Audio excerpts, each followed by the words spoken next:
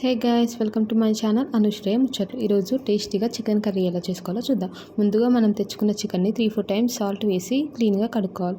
Then next pan తీసుకొని 3 spoons oil వేసుకోవాలి. Oil బాగా వేడెక్కాక పోపు గింజలు, జీలకర్ర, ఆవాలు వేసుకోవాలి.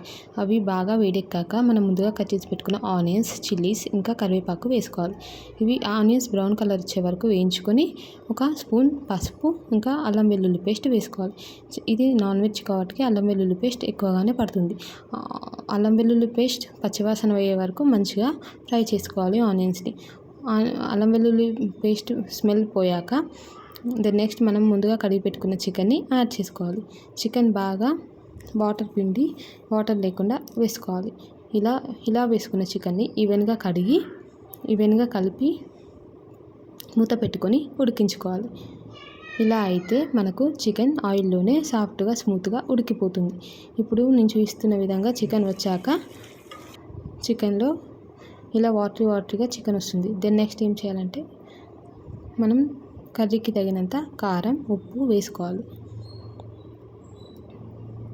దెన్ నెక్స్ట్ ఇప్పుడు మంచిగా చికెన్ని కలుపుకొని మూత పెట్టుకొని ఒక 5 minutes ఉడికించుకోవాలి.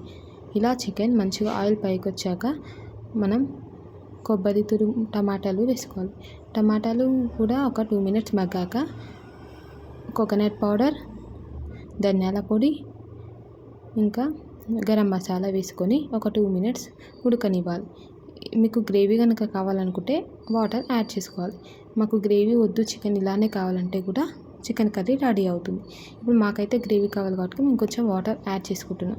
ఇలా వాటర్ యాడ్ చేసుకున్న తర్వాత ఒక మూత పెట్టి ఒక 5 minutes ఉడకనిస్తే మంచిగా చికెన్ ఆయిల్ పైకి తేలుతూ మెత్తగా స్మూత్గా ఉడికిపోతుంది.